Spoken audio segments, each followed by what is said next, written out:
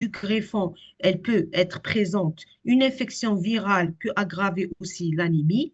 Il y a l'immunosuppression, les médicaments qui peuvent aussi être une cause d'aggravation. Ces immunosuppressions, on va voir tout à l'heure, ils ont une action sur la synthèse au niveau de la moelle osseuse. Les inhibiteurs de l'enzyme de conversion et les ARA2 ont aussi une action. Ils vont inhiber l'action de la myélosynthèse, c'est-à-dire ils vont faire une résistance de l'action de l'érythropoïétine au niveau de la moelle osseuse. Et ils vont diminuer aussi l'apport d'oxygène, ils vont donc diminuer même l'appel de synthèse d'érythropoïétine au niveau du rein. Dans cette plaque, on va voir comment l'action le fer systémique, comment il va agir dans les différents cas. Il y a trois cas. Le cas physiologique, le cas où on appelle une déficit en fer systémique et le cas où on a une déficit fonctionnel. Dans le cas physiologique, on voit ici que les macrophages au niveau hépatocytaire et au niveau splénique vont se gorger de fer. Et le fer, il provient d'où? De la sénescence des globules rouges.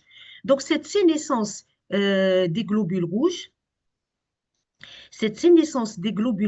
je vais mettre le laser, pardon, comme ça vous allez voir.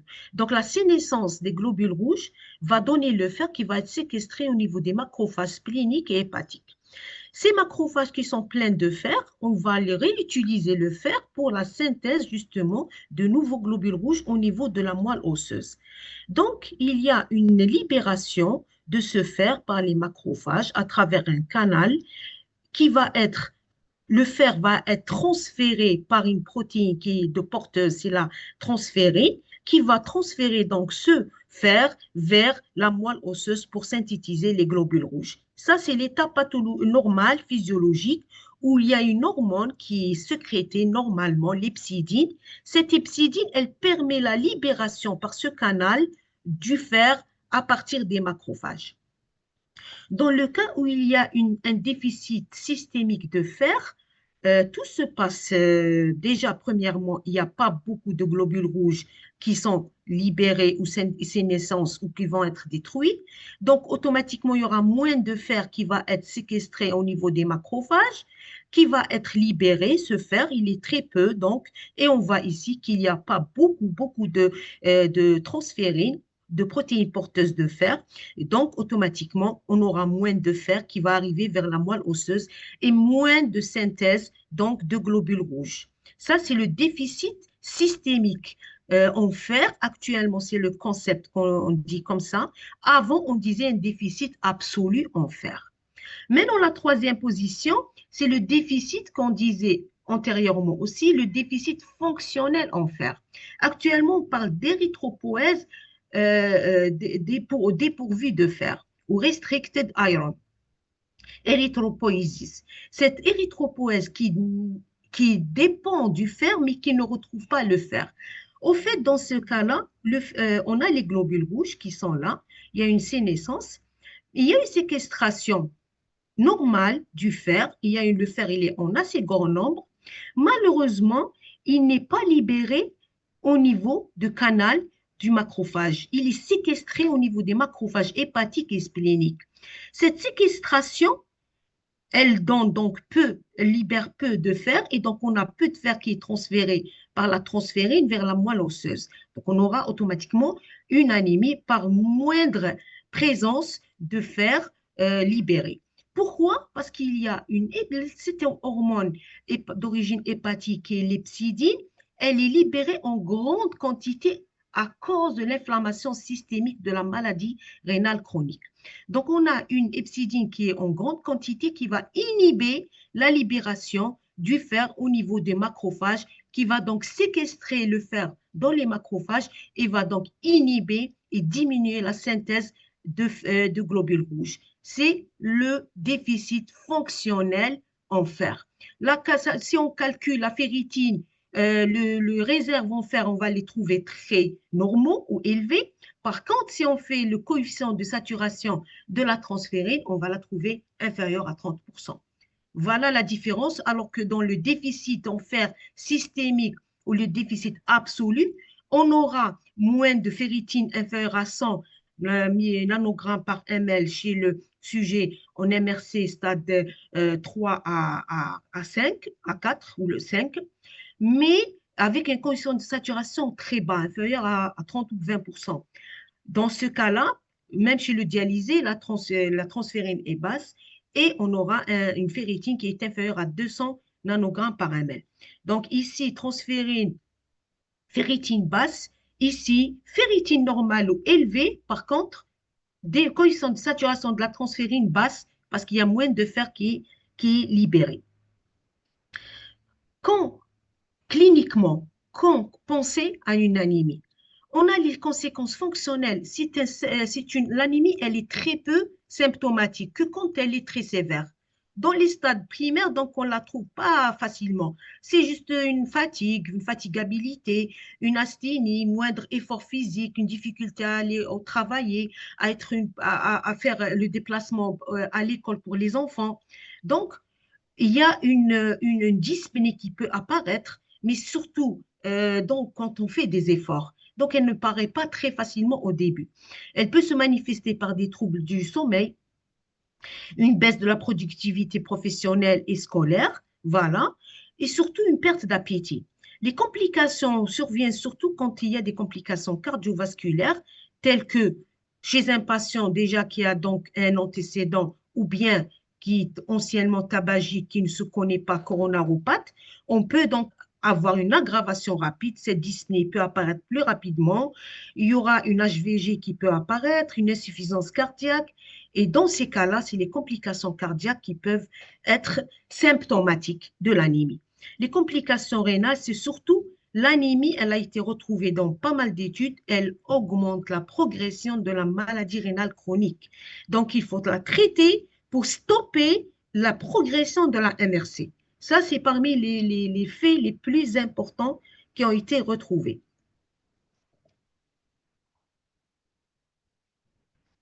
Dans cette slide, on va voir quand on suspecte l'anémie sur le diagnostic clinique, qu'est-ce qu'il faut prescrire? La première chose, en première intention, c'est la formule sanguine, avec un équilibre total. Donc, le volume globulaire moyen, le volume corpusculaire.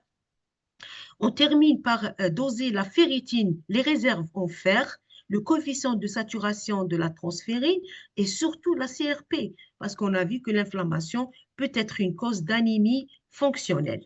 Donc, toujours vérifier le traitement chez le patient, s'il est déjà sous traitement. Est-ce qu'il est déjà sous traitement? Est-ce qu'il a déjà reçu le traitement auparavant? Et ne pas méconnaître une cause autre de l'anémie. Il n'y a pas que l'anémie rénale. Il ne faut pas méconnaître une cause digestive, gynécologique, urologique. Donc, il faudrait faire bien sûr l'interrogatoire et l'examen clinique pour rechercher les autres causes. En deuxième intention, il faut faire, pour compléter l'anémie, le frottis sanguin pour voir si vraiment au niveau de la moelle, comment se fait la synthèse de globules rouges, est-ce qu'elle est normale ou basse, est-ce que c'est d'origine centrale ou périphérique. Donc, le frottis sanguin peut nous permettre de confirmer l'origine centrale. Le dosage d'aptoglobine et de LDH va nous dire est-ce que c'est une anémie hémolytique ou non. Les vitamines B12 et folates vont nous dire s'il y a un déficit vitaminique qui peut être à l'origine de l'anémie, de la synthèse donc d'érythropoïétine. Les enzymes hépatiques aussi peuvent être une cause dans les maladies hépatiques parce qu'il y a beaucoup d'enzymes, on a vu, beaucoup de protéines qui sont normalement comme l'hepcidine et qui sont synthétisées par le foie. L'électrophorèse des protéines pour voir s'il n'y a pas une maladie, un myélome, une gammapathie monoclonale qui peut être à l'origine de cette anémie. Bien sûr, l'hyperparathyroïdie, c'est une des causes qu'il faut soulever parce que la PTH, quand elle est élevée, elle va entraîner une résistance, une fibrose médulaire et donc une résistance à l'action de l'EPO au niveau de la moelle osseuse. La TSH aussi, elle est très importante parce que le dysthyroïdie, surtout l'hypothyroïdie, peut entraîner une anémie parce que les hormones thyroïdiennes sont des hormones hypermétabolisantes. Et quand on a une hypothyroïdie, Donc, on peut avoir dans l'hypothyroïdie une diminution de la production d'érythropoïétine ainsi qu'une diminution des besoins d'oxygène, donc avec une diminution de la synthèse de l'hématopoïèse. Dans l'hyperthyroïdie, c'est le contraire. On a une augmentation de la consommation d'oxygène, on a l'augmentation du turnover osseux et donc le fer, il est rapidement utilisé. On peut donc tomber dans le versant contraire, c'est-à-dire une diminution de l'érythropoïèse. Voilà les causes les plus importantes. Maintenant, comment surveiller l'anémie dans la maladie rénale? Dans la maladie rénale, quand on est au stade 1 ou 2, on a dit qu'il n'y a pas beaucoup ça ne se manifeste pas beaucoup. Ça commence au stade 3A, mais surtout le 3B. Donc, au stade 3, il faut surveiller une fois par an le bilan de l'anémie. Quand on est au stade 4, c'est-à-dire moins de 30 jusqu'à 15 millilitres, il faut faire une surveillance tous les 3 à 4 mois. Mais au stade 5, là, c'est surtout 1 à 3 mois. Bien sûr, quand le malade est au stade 5D, 5 dialysé, là, la surveillance devient mensuelle. Quels sont les 3 piliers selon les CADIGO, donc les derniers CADIGO 2026? Donc, il y a 3 piliers sur lesquels on va se baser pour traiter l'anémie. Il faut corriger la carence en fer. Il faut donc stimuler la production de globules rouges par des agents stimulant l'érythropoïèse ou les ASE type érythropoïétine. Il y a d'autres médicaments qu'on appelle le HIF, c'est-à-dire le facteur inducteur d'hypoxie. Hypoxia induit ce facteur. Ces médicaments-là, ils peuvent induire, mimer l'hypoxie, le HIF, il peut mimer l'hypoxie et entraîner une stimulation, donc, puisque l'hypoxie, c'est elle qui stimule la synthèse d'érythropoïétine. Troisième pilier, c'est la transfusion. Quand on est dans des cas d'urgence, on sera obligé de le faire. Toujours l'objectif thérapeutique à ne pas avoir, c'est 10 à 12 grammes, ne pas dépasser le 13 grammes parce qu'il y a un risque de thrombose dans ce cas-là. Le seuil pour décider quel est le seuil, quand est-ce que doit-on commencer à utiliser, à faire le traitement par le fer. Le fer, chez l'hémodialysé, il faut viser une ferritine qui doit être, quand on est à moins de 500, c'est pas bon. Le dialysé, il doit être entre 500 ou 600 jusqu'à 700 nanogrammes par ml. Donc, dès qu'on a une ferritine, déjà qui est, chez le dialysé, elle est inférieure à 200. Si elle est inférieure à 200, ça veut dire qu'il y a un déficit de fer très important. Donc, il faut qu'on soit entre 200 et 500. Donc, si elle est inférieure à 500, déjà, il faut décider de faire le fer injectable parce qu'il faut viser le 500. Maintenant, on peut aller jusqu'à 700 pour être dans les chiffres de correction normale. D'accord? Donc, chez le dialysé, inférieur à 200, c'est une ferritine basse. Un coefficient de saturation doit être supérieur à 30, supérieur à 30%. Donc, s'il est inférieur à 30%, on doit donner du fer injectable. Dans le maladie rénale chronique stade 5 ou stade 3 ou 4, généralement, on n'a pas besoin au stade 3 de faire du fer d'une manière importante. Généralement, c'est le stade 4 à 5, sans dialyse. Chez ces stades-là, où les patients ont dialyse péritonéale, ils ont moins d'anémie sévère et moins besoin d'OPO et moins besoin de fer. Dans ce cas-là, le seuil de la ferritine, c'est inférieur à 100. C'est-à-dire que si c'est inférieur à 100, chez ces patients, vous êtes obligé de corriger. Si le coefficient est inférieur à 40%, vous êtes obligé de corriger. D'accord? Voilà. Donc, pour le traitement martial, qu'est-ce qu'il faut choisir? Doit-on donner du traitement oral ou du traitement intraveineux? Le fer. Chez l'hémodialysé, on préfère les traitements parentéral, le fer injectable IV. Chez les malades rénales chroniques, stade 5 sans dialyse, par exemple, ou le malade en DP, on préfère selon le patient. On peut donner la voie orale comme on peut donner la voie IV. Mais bien sûr, ça dépend aussi des symptômes cliniques, de la gravité de l'anémie, des symptômes accompagnateurs. Donc, s'il y a vraiment une urgence et vous voyez que ça demande de corriger rapidement, vous commencez par la voie IV. Si la correction n'est pas, l'anémie n'est pas sévère, elle est entre supérieure à 10 ou entre 9,5 et 10, donc vous commencez avec le traitement parentéral, le traitement oral. Généralement, quand l'anémie est inférieure à 9, là, il faut commencer le traitement par le fer.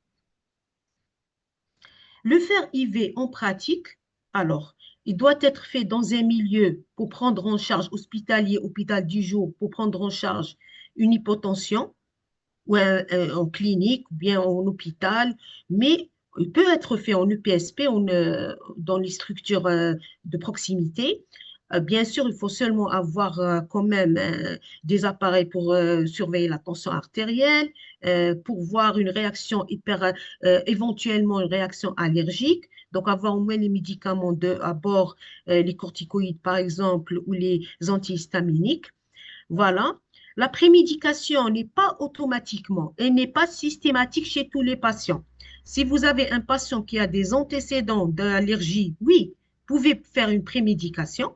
Si vous voyez qu'il a des facteurs antécédents d'allergie, mais s'il n'a jamais fait d'allergie, vous faites la première perfusion qui doit être lente et progressive, où on peut allonger le temps de perfusion sans avoir nécessairement l'obligation de rajouter une prémédication. Et surtout, ne pas dépasser la dose maximale par administration. C'est-à-dire chez le dialysé, on ne dépasse pas les 2 ampoules de fer injectable. D'accord? Mais si c'est un patient qui est en stade 4 ou 5, il vaut mieux faire une ampoule par perfusion. Voilà. La dose test n'est pas nécessaire pour le fer injectable. Alors, au bout de 1 à 3 mois, quand on commence le traitement, par exemple par voie orale, si on voit qu'à 1 à 3 mois, le patient ne répond pas bien, on peut passer à la voie injectable. D'accord? Ça peut être un défaut d'absorption digestif dû à l'inflammation. Comme on a dit tout à l'heure, l'inflammation qui entraîne l'augmentation de la synthèse de cette fameuse hormone, l'hepcidine hépatique, cette hepcidine, elle inhibe l'absorption du fer au niveau digestif. C'est pour ça que le fer oral n'est pas très efficace au stade avancé de l'insuffisance rénale quand l'inflammation devient très importante. Il y a aussi d'autres médicaments qui peuvent interagir comme les IPP, les inhibiteurs de la pompe à protons. Ils peuvent inhiber l'absorption de fer au niveau gastrique. Voilà. Donc, chez ces patients, quand on commence le traitement, comme je disais, il faut viser le ferritine à 700 chez le patient dialysé, mais chez le patient qui est en dialyse péritonéale, on peut viser le 500 nanogrammes par millilitre de ferritine. La ferritine, donc, on a initié le traitement, on a dit moins de 500 chez le dialysé, quand le coefficient est inférieur à 30%. Il y a une stratégie proactive et il y a une stratégie réactive chez le patient dialysé, c'est-à-dire proactive. C'est-à-dire, je n'attends pas que ça va s'aggraver pour que je commence mon traitement. Je fais une proaction. Je précède l'aggravation de la baisse de ma ferritine ou la baisse de mon coefficient de saturation. Donc, je mets proactive, je commence par faire, par exemple, une ampoule chaque semaine comme un traitement prophylactique. Je fais une ampoule chaque semaine, je fais mes 400 mg, 100 mg par semaine, 400 mg par mois. Toujours mon but, c'est de ne pas dépasser les 700 nanogrammes de ferritine et, bien sûr, être supérieur à 700 nanogrammes, c'est-à-dire jusqu'à 700 à 800, ne pas dépasser les 1000. Déjà 700, 800, on est très bien. Et avoir un coefficient de saturation qui est supérieur à 40%. La stratégie réactive, c'est-à-dire quoi? Je traite après avoir eu mon anémie sévère. Cette réactive, c'est le dialysé. Chez le dialysé, c'est de donner de 0 à 400 par mois. Donc, c'est toujours, on peut aller jusqu'à 2 ampoules par semaine, mais généralement, il ne faut pas dépasser 400 mg par mois. On peut aller jusqu'à 400 à 500 mg par mois, mais pas plus. Selon les cibles thérapeutiques et selon la réponse du patient. Et comme je disais, on contrôle à 1-3 mois. Si avec le fer seulement, j'ai une bonne réponse, si avec le fer, j'ai une bonne réponse, c'est bon, je continue bon, ma stratégie de faire un traitement prophylactique. Mais si je vois que ça ne répond pas assez rapidement, là, je dois me passer vers le traitement de deuxième intention. Les agents stimulant l'érythropoèse.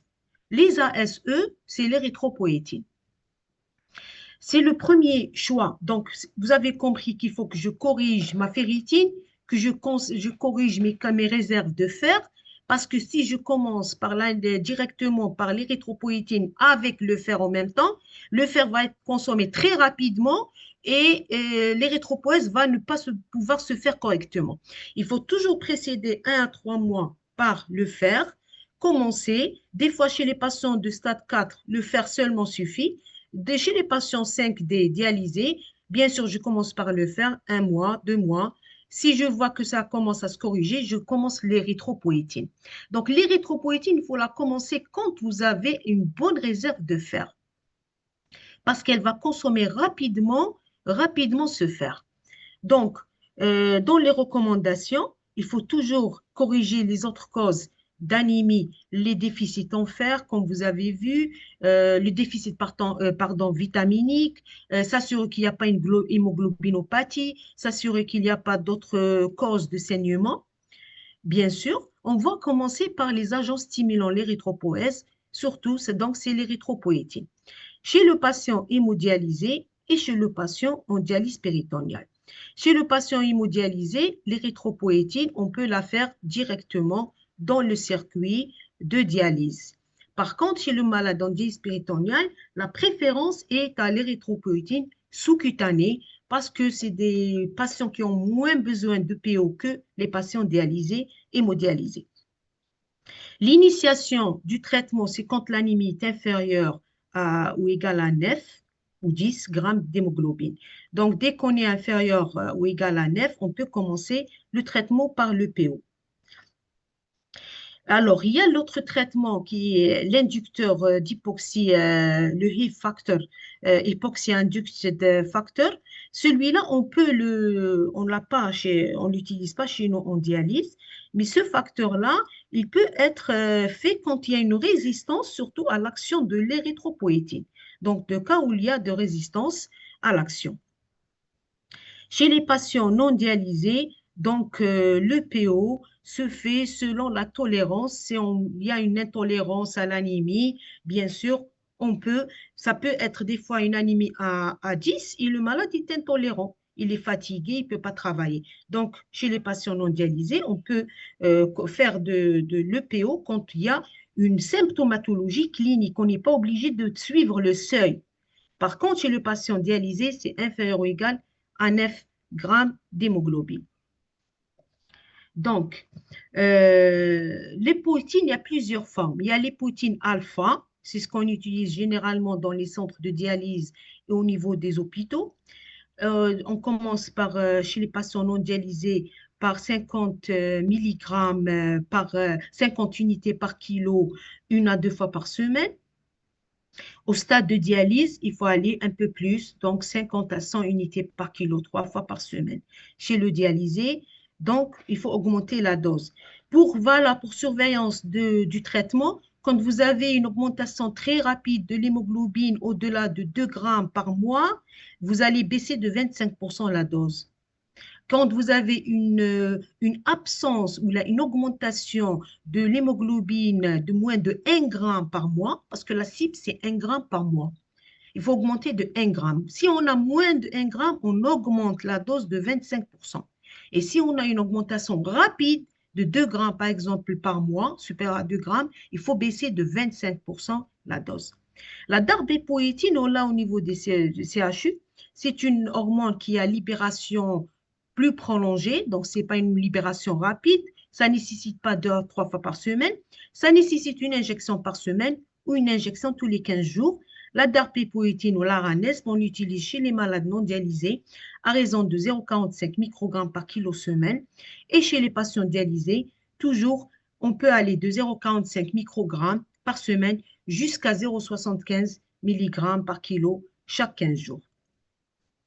Il y a d'autres époïtines comme la Mircera, c'est la MPEG époïtine bêta, c'est-à-dire libération prolongée jusqu'à un mois.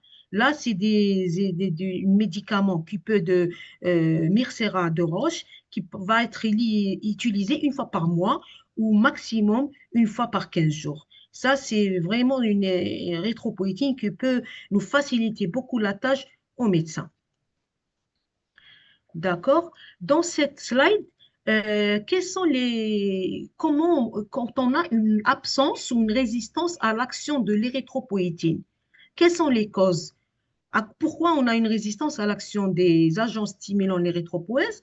Surtout quand il y a des carences nutritionnelles qui sont pas corrigées. Donc, comme par exemple, pas une ferritine qui est élevée, donc on n'a pas assez donné de fer avant de commencer le PO. Quand on a toujours le déficit en folate, en vitamine B12, le déficit en oligo-éléments, aussi le zinc et le cuivre, ça induit beaucoup, ça interfère dans le mécanisme cellulaire et donc ça induit, la moelle, elle a besoin de ça pour travailler.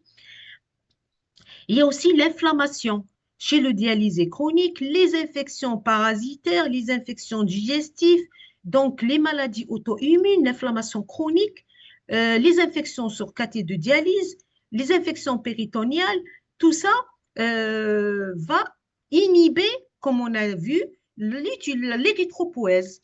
Voilà, par l'érythropoïèse. On a aussi les pertes sanguines. Donc, si on n'a pas corrigé les causes de pertes sanguines, c'est normal que le patient, même si on lui donne le PO chaque semaine, il ne va pas répondre. Les autres facteurs qu'il faut donc voir, c'est toujours quand on a dit l'hyperparathyroïdie qui n'est pas corrigée. Donc, il faut donner le Rénagel et il faut donner aussi le Mimpara. Il y a aussi les causes néoplasiques digestives, les affections hémoglobinopathies qu'il faut aussi revoir s'il existe associées, qui peuvent être une cause d'anémie persistante.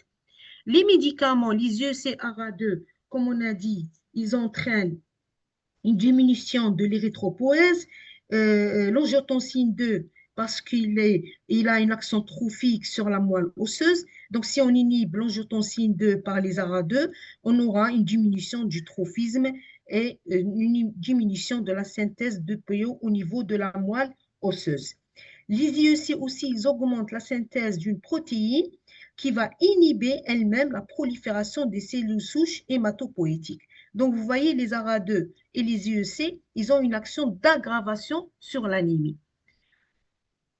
L'érythroblastopénie, ben ça, c'est les développements d'anticorps anti-EPO qui peut se voir chez certains patients. Ils vont développer eux-mêmes des anticorps anti-érythropoïétine qui peuvent donc bloquer l'action sur l'érythropoïèse. Alors, on peut avoir donc l'échec à atteindre donc l'hémoglobine cible. Malheureusement, quand on reçoit la dose intraveineuse maximale chez l'hémodialysé, c'est intraveineuse, c'est 450 unités par kilo semaine. Et en subcutané, on peut aller jusqu'à 300 unités par kilo semaine. C'est ça. Donc, on peut pas. Donc, ça, c'est quand on a utilisé plus de 450 unités par kilo semaine en IV et plus de 300 unités par kilo semaine en sous-cutané chez le malade en dialyse péritoniale ou chez le malade au stade 5, mais on n'a pas atteint la cible. Là, on va parler d'échec à atteindre l'hémoglobine cible. Là, c'est échec à l'action de l'érythropoïétine. Donc, on peut aller jusqu'à 450 chez le malade dialysé. Mais si on n'a pas d'effet, ce n'est pas la peine de continuer. Donc, il faut chercher les causes secondaires, il faut les corriger. Donc, c'est ce qu'on appelle la résistance à l'action, ou actuellement, on dit hyporéponse aux agents stimulants l'érythropoïèse. Donc, il n'y a pas d'augmentation après un mois si on appelle hyporéponse aux ASE actuellement selon les CADIGO, quand il n'y a pas d'augmentation de l'hémoglobine après un mois à dose adaptée. C'est-à-dire si déjà on n'a pas une réponse à un mois de dose correcte et on n'a pas une augmentation de l'hémoglobine à 1 gramme par décilitre, déjà on peut parler d'hyporéponse aux agents stimulants. Et ça, c'est une hyporéponse initiale. Secondaire, quand les besoins, on appelle hyporéponse secondaire, quand on a besoin de plus de deux augmentations jusqu'à 50% pour maintenir. C'est-à-dire que le deuxième mois, on a augmenté de plus de 50%. Le troisième mois, on a augmenté de plus de 50% la dose initiale pour atteindre l'hémoglobine cible. Dans ce cas, on parle aussi d'une hyporéponse secondaire. C'est comme une corticodépendance et une corticorésistance. La première, c'est une corticorésistance. La deuxième, c'est une corticodépendance. Donc, on a besoin d'augmenter à chaque fois pour atteindre la cible. Voilà. Voilà, c'est ça ce qu'on appelle. Donc, on parle d'indice de résistance quand on a plus de 15 unités par kilo pour 1 gramme d'hémoglobine. Ça, c'est ce qu'on appelle l'indice de résistance. Ça veut dire qu'on a eu besoin de beaucoup de PO pour avoir la dose cible. Rapidement, on ne va pas s'éterniser sur les nouvelles molécules, le hypoxie-induced factor. Le HIF, c'est mécanisme d'action, comme on a dit, c'est une molécule qui va mimer l'hypoxie. Elle va donc stimuler la synthèse, libération de l'érythropoïétine et donc elle va stimuler l'érythropoèse au niveau de la moelle osseuse. Elle augmente donc naturellement la stimulation de libération de l'EPO par le rein et, donc automatiquement on aura une augmentation de l'utilisation de fer pour l'érythropoèse. L'avantage de ce traitement, que ça se donne par voie orale, c'est ça l'avantage, il n'y a pas d'injection. Donc, pour les malades qui sont injectophobes, ce qu'on appelle injectophobes, les malades qui ont peur des injections, c'est vraiment un traitement miracle. On parle de deux molécules standards. Exemple, c'est le roxadustat et le vadadustat. C'est ce qu'on utilise actuellement dans les pays industrialisés. L'inconvénient, c'est le coût élevé et le recul encore limité. On n'a pas encore un recul sur l'étude dans la maladie rénale chronique. Donc, actuellement, on les utilise en alternative quand il y a une résistance, surtout aux agents stimulant l'érythropoèse. Les transfusions sanguines, quelle est la place? Quand est-ce doit-on transfuser? Et pourquoi on doit éviter? La situation, c'est surtout les patients candidats à la transplantation rénale. C'est ça le problème. Si on a des dialysés en DP, dialyse péritoniale, ou en stade 5, prédialyse, ou en stade de dialyse qui sont sujets ou candidats à la greffe rénale, il vaut mieux éviter la transfusion de culoglobulaire. Si possible, bien sûr. Les précautions, c'est que pourquoi la précaution? Parce que les globules rouges, les culoglobulaires on doit pas les donner systématiquement. On doit les donner quand il y a des symptômes, donc d'une anémie symptomatique, donc une dyspnée importante, une fatigabilité, le patient ne peut plus travailler, par exemple, ou bien si on a une résistance à l'action des agents stimulant l'érythropoèse. Dans ce cas-là, on est obligé, dans des cas où l'anémie est très sévère, on est obligé de transfuser. Mais on doit toujours calculer l'avantage avant le risque. C'est-à-dire qu'il faut qu'on ait plus d'avantages à la transfusion que de risques. Parce que le risque, c'est de développer des anticorps anti-HLA qui peuvent être un frein à la transplantation rénale.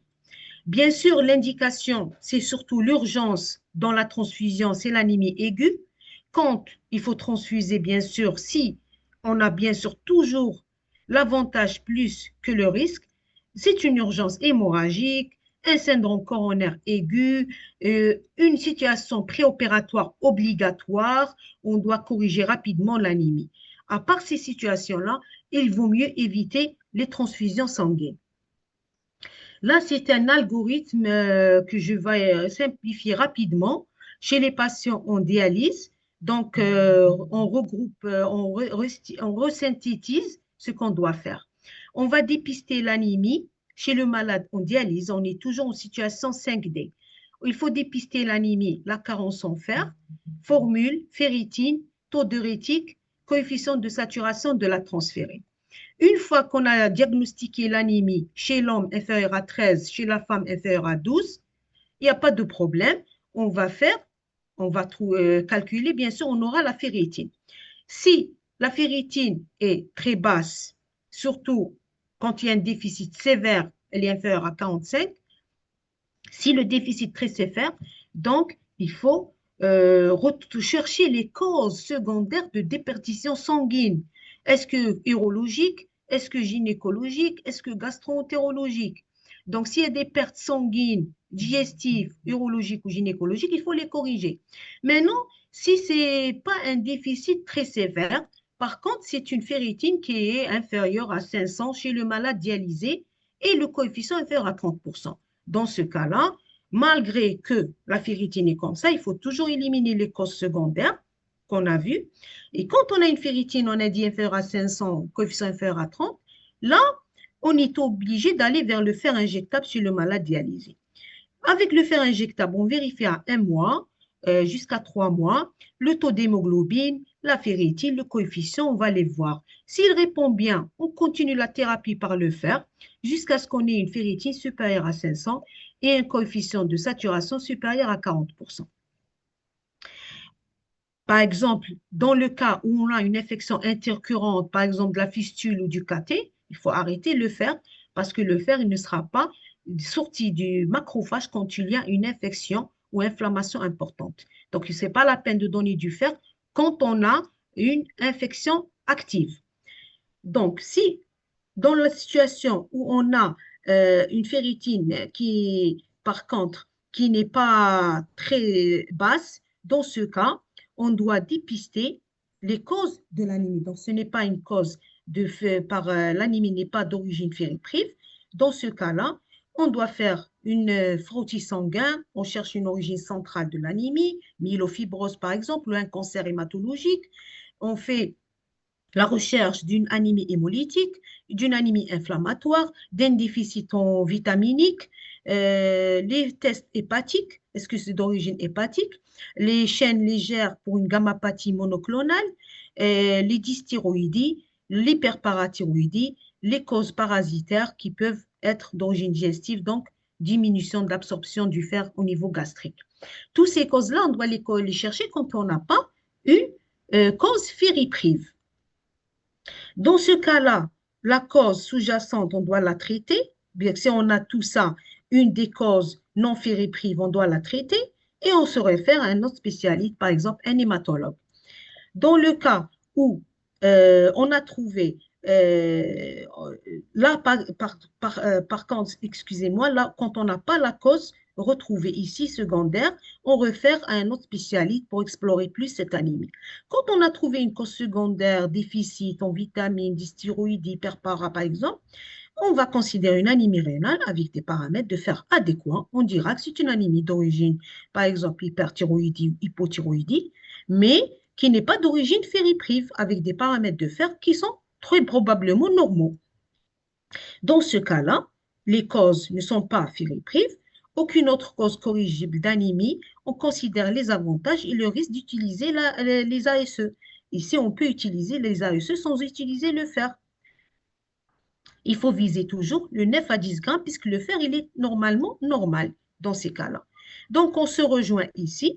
Si on a vérifié chez le patient dialysé et le fer, on continue. Donc, vers aussi, même si les causes sont ferriprives, on a corrigé le fer, on va aller vers le palier d'utilisation des ASE chez notre patient jusqu'à viser une anémie qui est supérieure à 10 grammes.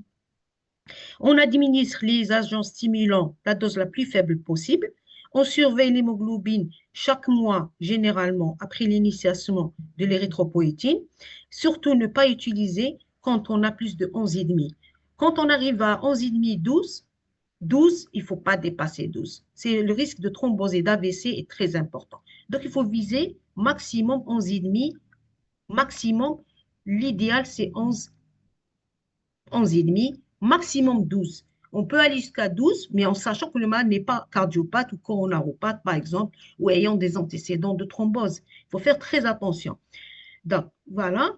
Donc, là, quand on a utilisé les ASE, par exemple, et si on a une résistance aux ASE, on peut utiliser les HIF. Et dans ce cas, la préférence pour la voie orale quand on a une résistance, quand on ne tolère pas les ASE, quand il n'y a pas d'accès à la réfrigération de l'érythropoïétine chez certains patients ou dans certaines structures chez eux. Donc, ils utilisent le HIV quand les conditions ne sont pas prêtes ou on ne peut pas lui utiliser l'érythropoïétine. Voilà. Les mêmes seuils d'hémoglobine seront utilisés, bien sûr, dans ce cas-là. Dans la dernière slide, c'est de gestion de l'anémie chez le patient non dialysé. Chez le patient non dialysé, on va avoir le même algorithme, bien sûr, toujours, diagnostiquer, dépister l'anémie, la diagnostiquer, la confirmer, faire le dosage de ferritine et de ferritine. Si la ferritine n'est pas élevée, n'est pas basse par contre, excusez-moi, n'est pas très sévère, elle est inférieure à 100 chez le patient en DP ou chez les patients stade 5 non dialysés, le coefficient est inférieur à 40%. Là, on va commencer le fer injectable ou le fer oral selon les préférences ou la gravité de l'anémie. Et on va changer la voie intraveineuse si on voit par exemple qu'il n'y a pas de réponse ou si le malade ne supporte pas, il est injectophobe. On peut utiliser donc la voie, il ne supporte pas la voie orale sur le plan digestif, on peut utiliser la voie intraveineuse. Toujours vérifier les paramètres du fer tous les 3 mois. Chez les patients non dialysés en DP, ce n'est pas obligé tous les 1 mois, tous les 3 mois. Et on suspend la thérapie du fer si la ferritine est supérieure à 700 ou le coefficient supérieur ou égal à 40%. Bien sûr, toujours en cas d'infection péritoniale, par exemple, on arrête le fer injectable ou le fer oral. Si ce n'est pas d'origine ferriprive et la ferritine est normale, comme tout à l'heure, on dépiste les autres causes d'anémie non ferriprive chez le malade IRC, stade 5 ou DP. S'il n'y a pas de cause secondaire, on ferait faire à un autre spécialiste ou un hématologue pour la recherche de cette origine de l'anémie. Si on a trouvé une origine déficitaire, une dysthyroïdie ou une hyperpara, dans ce cas, on va bien sûr traiter l'anémie en disant que ce n'est pas une anémie d'origine ferriprive, que les paramètres du fer sont probablement normaux. Toujours donc, si on est on a utilisé le PO, on a utilisé le fer chez le patient qui a un déficit de ferritine, on a vérifié chaque 3 mois la saturation et la ferritine chez ces patients. Aucune autre cause corrigible, on a éliminé les autres causes toujours corrigibles d'anémie. On considère maintenant commencer le traitement par l'érythropoïétine. Et bien sûr, on vise toujours une anémie qui est entre 10, 10,5 et 11,5, maximum 12. On administre donc la voie sous-cutanée de préférence chez les patients en DP et en prédialyse. On surveille l'hémoglobine chaque mois, généralement c'est suffisant. Et ne pas utiliser, comme on a dit, quand c'est supérieur ou égal à 11,5. Ça, c'est les dernières recommandations de 2026. Bien sûr, quand on a difficulté à utiliser, à une non-réponse à l'érythropoïétine ou des problèmes de conservation, on peut donc utiliser le RIF, mais en ayant toujours les mêmes cibles qu'il faut viser. Ça, c'était juste, non, cette plaque, c'est juste pour rappeler que dans le diabète, il y a les 5 stades. Il y a l'anémie qui peut être plus grave chez le diabétique, on a vu tout à l'heure, que le diabétique peut avoir été un facteur de risque d'anémie rénale. Et donc, le diabétique, il y a toujours les 5 stades de G1 jusqu'à G5 et on va stadifier sa maladie rénale avec le taux d'albuminurie. Donc, albuminurie stade 1, pas d'albuminurie, stade 2, microalbuminurie, stade 3, macroprotéinurie ou macroalbuminurie. Ça, c'est juste pour dire que dans les stades de maladie rénale, stade 1 et 2, regardez, on surveille sans albuminurie, on surveille seulement, et qu'au stade 3A, on traite, on commence à traiter cette pathologie néphropathie diabétique, surtout on dépiste l'anémie. Qu'au stade toujours 3A, on commence à traiter dès qu'il y a une microalbuminurie, même si c'est le premier stade. Et surtout, il faut traiter, on est dans l'orange quand on est stade 3A avec une microalbuminurie. Par contre, quand on arrive au stade 3, regardez, c'est le stade sévère macroproteinurie, on est obligé de traiter, de référer. Là, quand je dis traiter, c'est le médecin généraliste qui peut le faire. Tout ce qui est traité, c'est le médecin généraliste qui peut le faire. Le médecin, quand je dis référer et traiter, c'est le médecin spécialiste, on réfère à un néphrologue.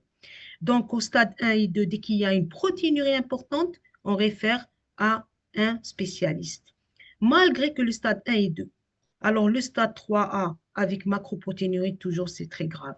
Dès qu'il y a une protéinurie, donc c'est le néphrologue. Microalbuminurie, stade 1 et 2 et 3A, c'est le médecin généraliste qui peut traiter.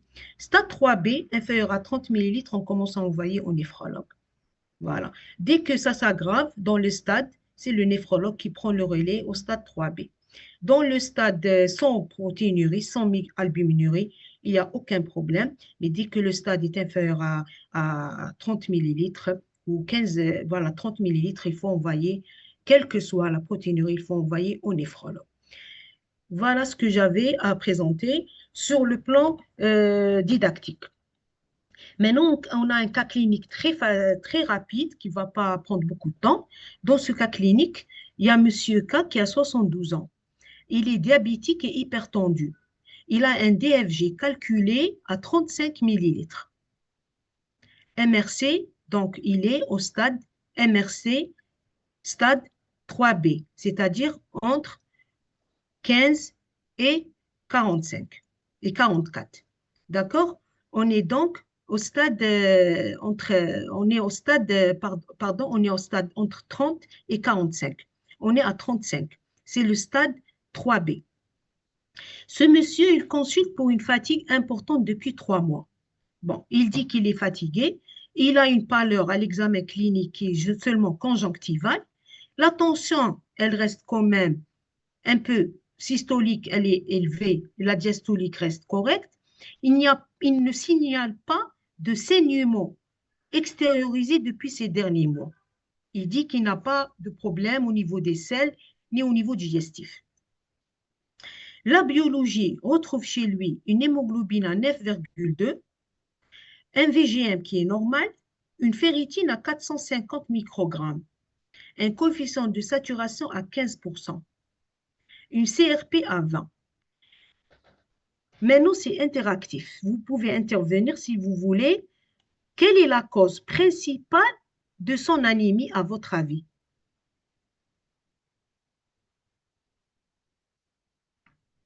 J'attends les interventions. Si vous voulez participer.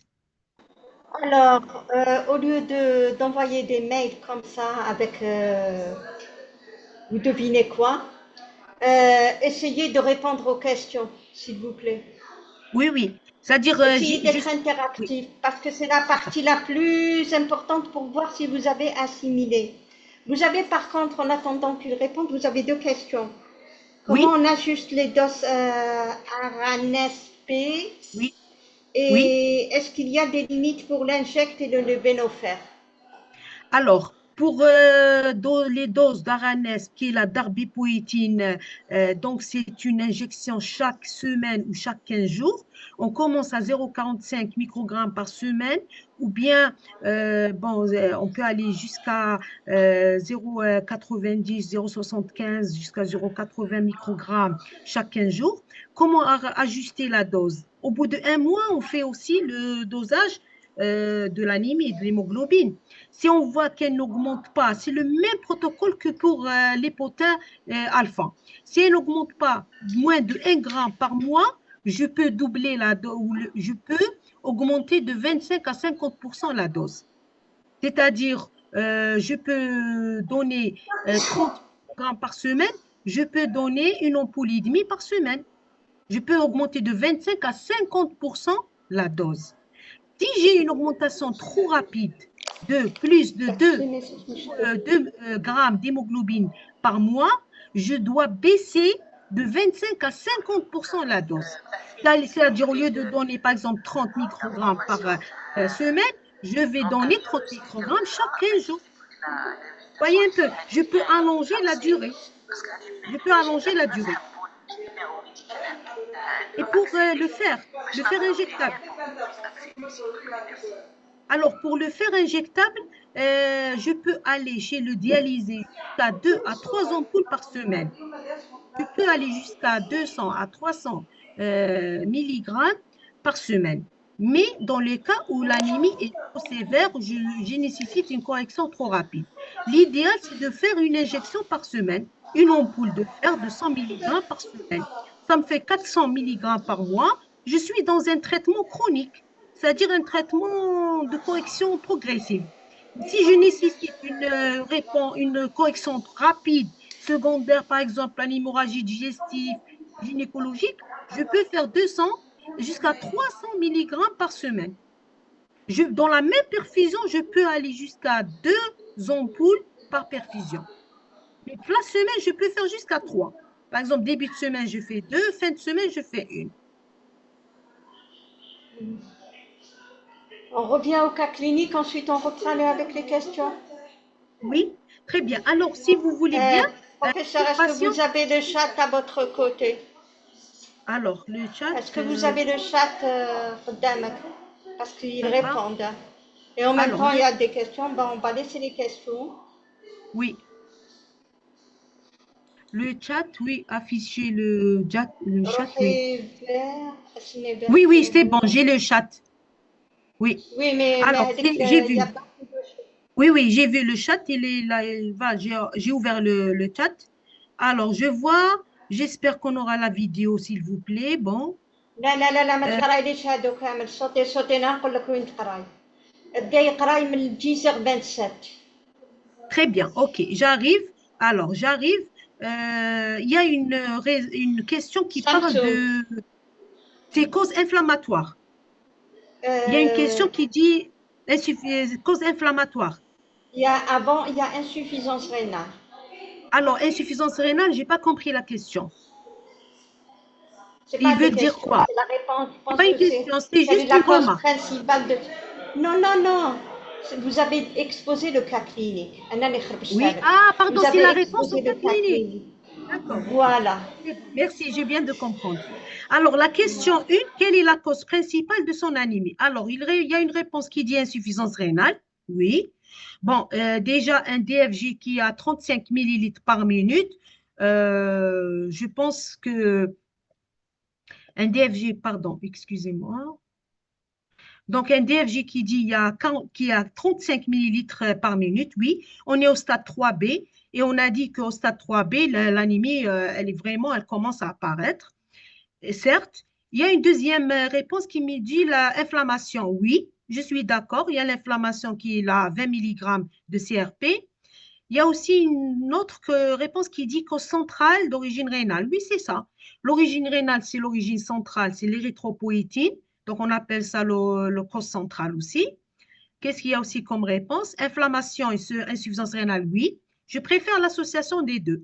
Donc, on a une insuffisance rénale, on a l'inflammation aussi de l'insuffisance rénale, c'est-à-dire on s'explique l'inflammation qui est secondaire aussi à l'insuffisance rénale, comme elle peut être secondaire à une autre cause. Donc, on a ça, on a la maladie rénale, c'est juste, l'inflammation, l'anémie d'origine inflammatoire, oui. Vous avez toutes les réponses sont correctes. Toutes les réponses sont correctes, oui.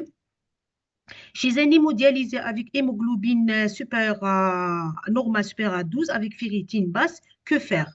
Alors, ce monsieur me dit, s'il a une hémoglobine supérieure à 12 avec ferritine basse, que faire? Je vais mettre les réserves de fer. Je lui donne du fer. Mais je n'ai pas besoin de donner de PO. Vous avez compris? Je dois maintenir les réserves de fer en bonne condition. Mais il faut être sûr que la coefficient de saturation est normal.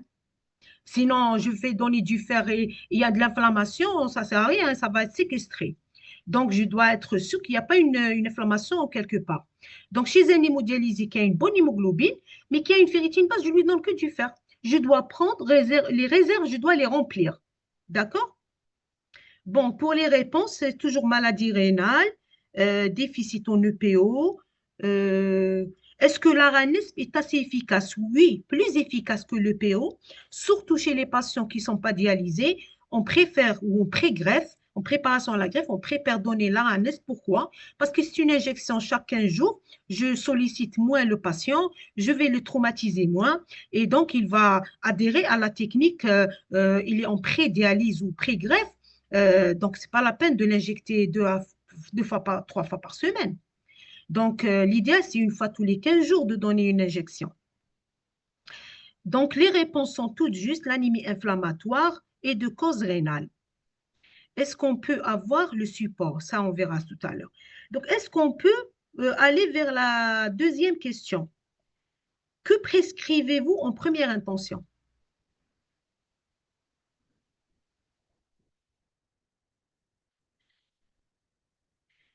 Alors, j'attends les réponses.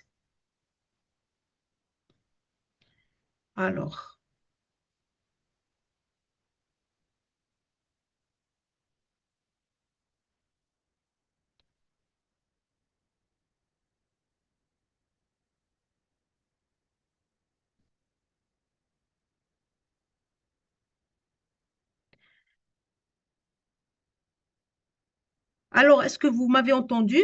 Que faire en première intention chez ce patient?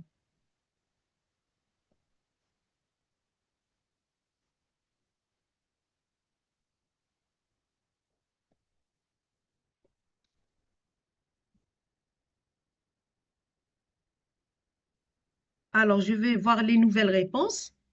Alors, les réponses me disent qu'il faut traiter par le fer injectable, le fer oral, le PO, corriger les chiffres de tension artérielle. Oui, c'est très intelligent. Oui, je préfère aussi corriger les autres facteurs. Quand vous faites un examen clinique et vous trouvez d'autres paramètres, vous les corrigez aussi en même temps.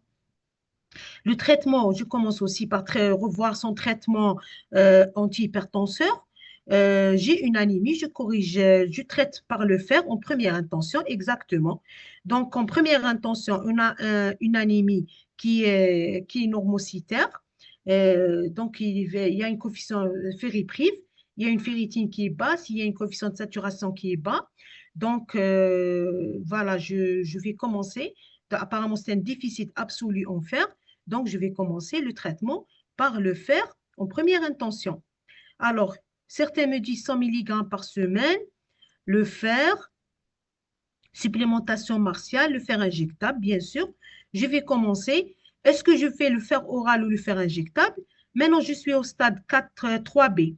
Je peux commencer par le traitement oral et voir si ça donne. Si ça ne donne pas, s'il y a des intolérances digestives ou si le patient me dit qu'il a beaucoup de constipation, qu'il a des dysphagies, qu'il a surtout des intolérances gastriques, je peux aller vers la voie injectable. D'accord? L'anémie d'origine rénale,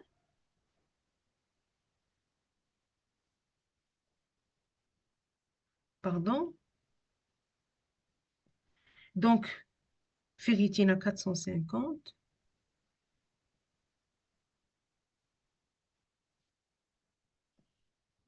Pardon. Donc, je continue. Donc, on prescrit en première intention le fer.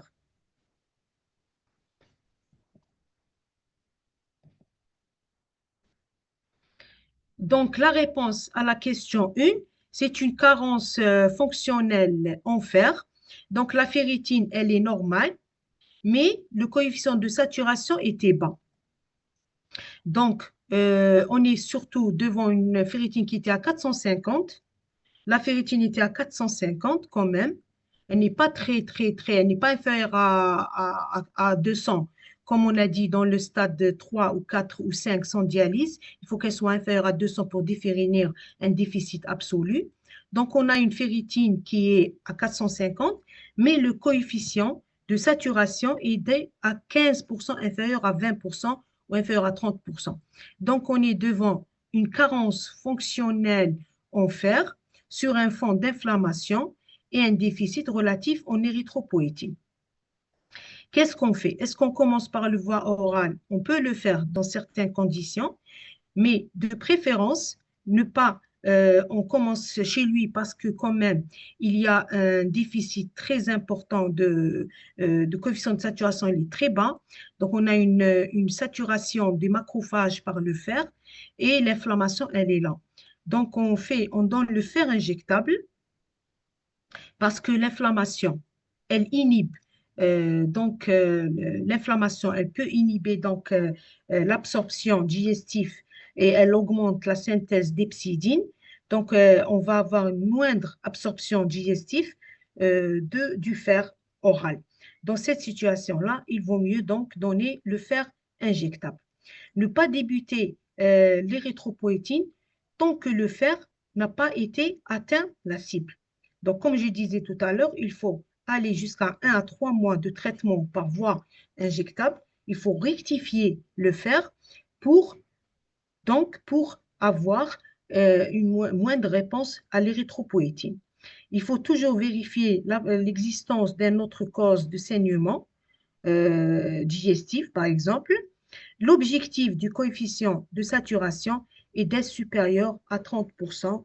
Et donc, on va réévaluer de la même manière chaque mois jusqu'à 3 mois le taux de ferritine et le taux de coefficient de saturation chez notre patient.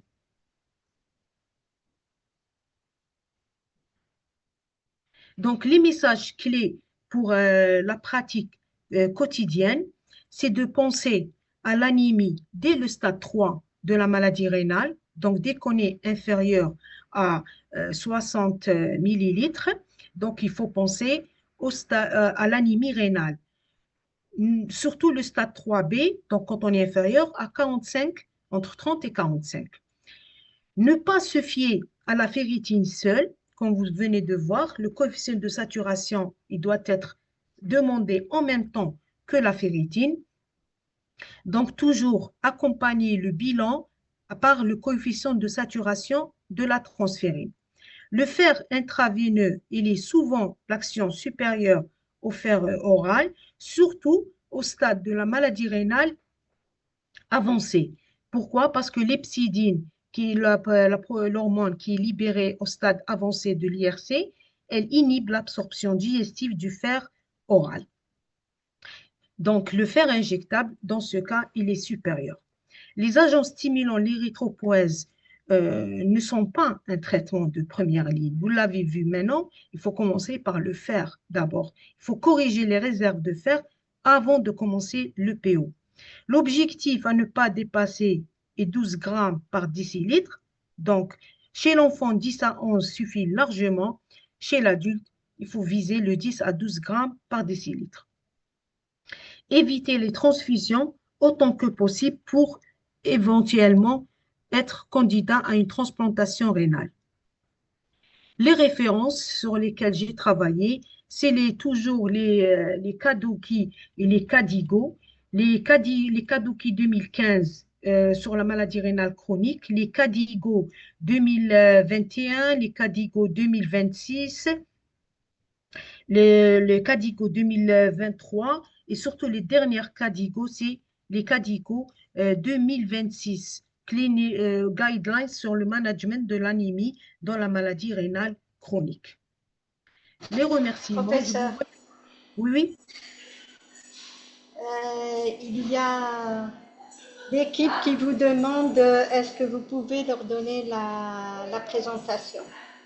Il n'y a pas de problème. On va, Madame Gougam, avec plaisir. Vous voulez qu'on revienne sur les chats?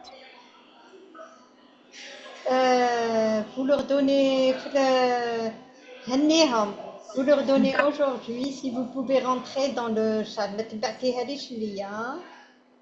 peux l'envoyer directement. D'accord. Oui. Donc, je vais Vous l'envoyer allez sur au le. niveau de messages. Voilà, Alors, sur le chat. d'accord.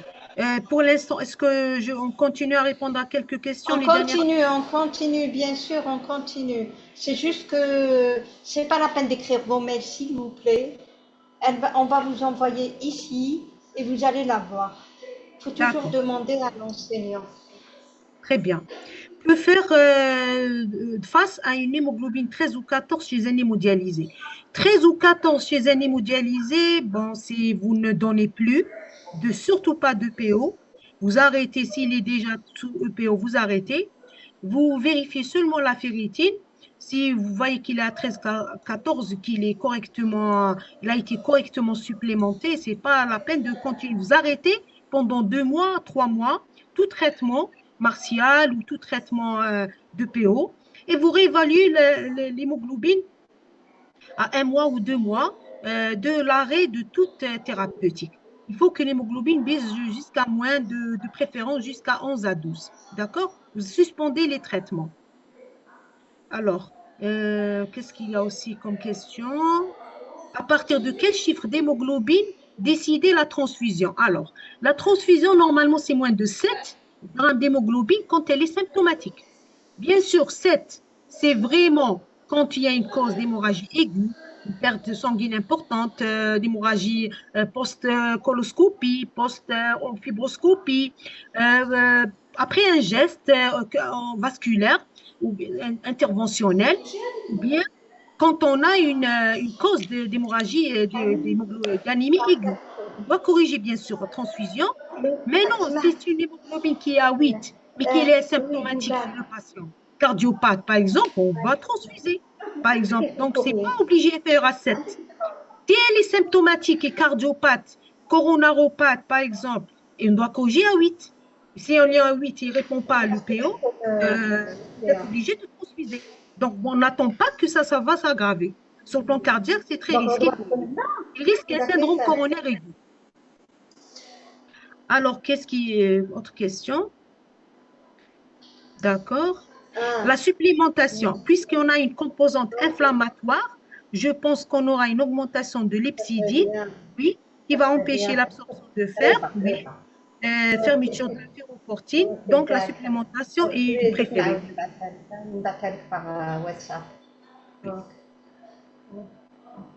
Ça, c'est pour le cas clinique. Ça, c'est les discussions autour du cas clinique.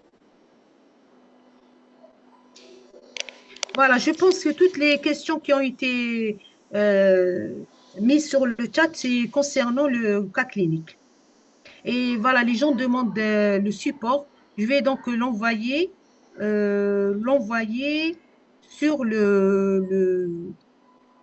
Alors, il y a une question qui me dit sur le cas clinique, on pouvait commencer par la voie orale puisqu'il y avait l'hypertension.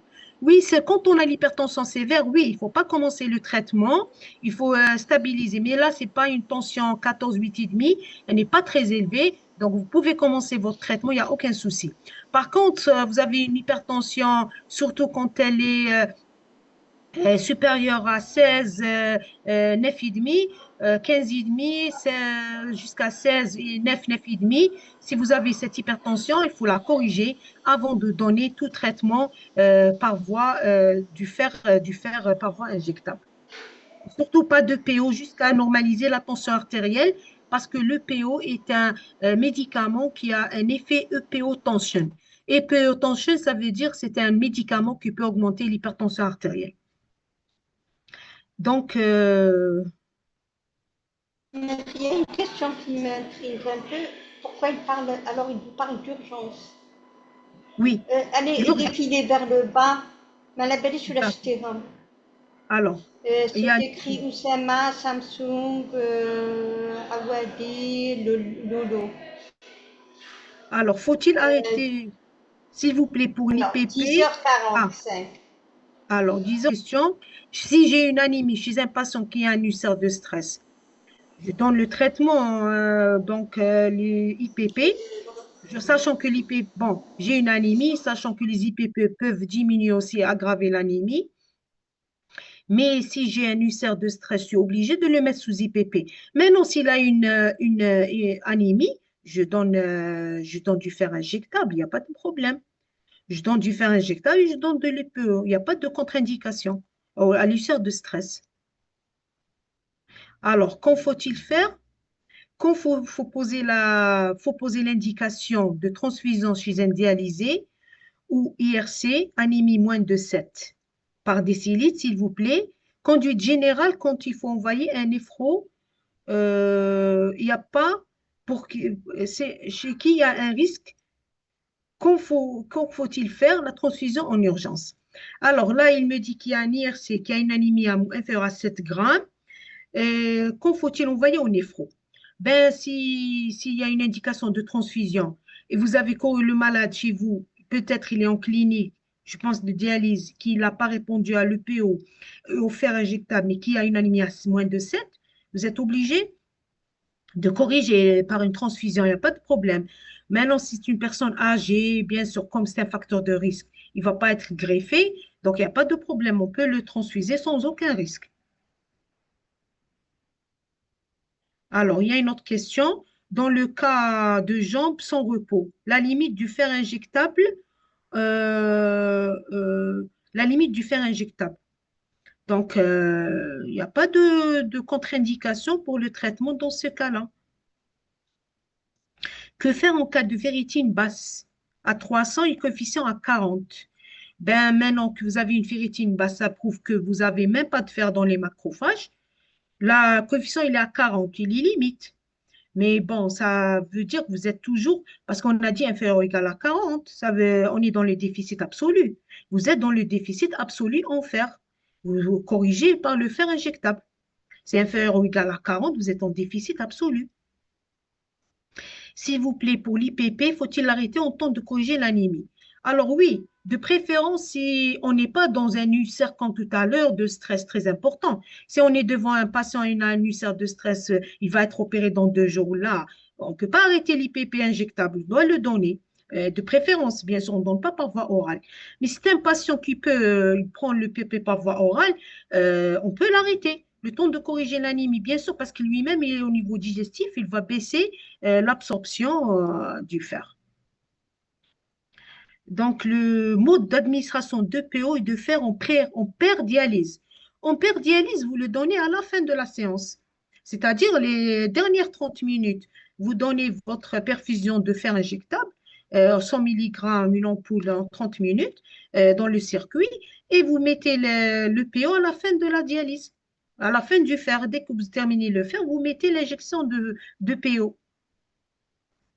Mais chez les mondialisés, quand on fait le fer, on donne le PO par un circuit extracorporel, on a bien sûr un risque de déperdition dans le circuit. C'est pour ça que certains reviennent sur la voie sous-cutanée, même chez les hémodialysés chroniques, parce qu'il y a moins de déperdition de traitement au niveau du circuit. Quand faut-il poser l'indication de transfusion chez un dialysé ou IRC, anémie moins de 7 grammes? On a répondu à cette question tout à l'heure.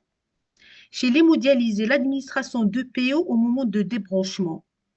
Bon, on a dit le PO à la fin de la séance dans le circuit. Si le malade préfère la voie sous-cutanée, si ça ne le gêne pas, on va lui donner par voie sous-cutanée. On a plus rapidement de réponses à l'EPO et moins de déperdition dans le circuit.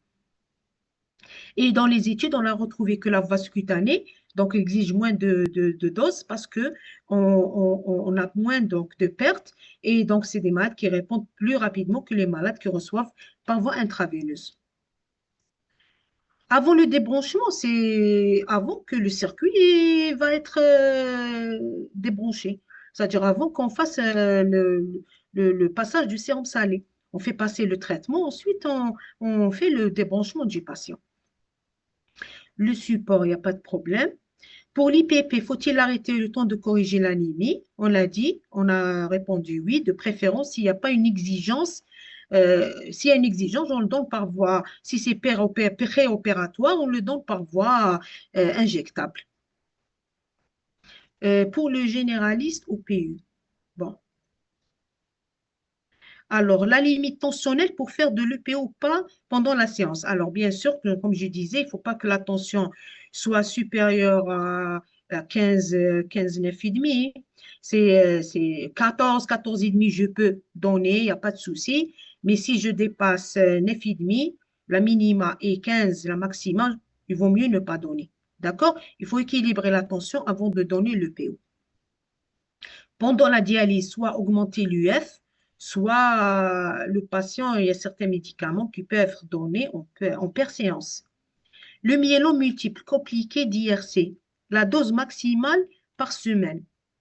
Alors, le myélome multiple compliqué d'IRC, la dose maximale par semaine, le PO, vous donnez selon la réponse du patient.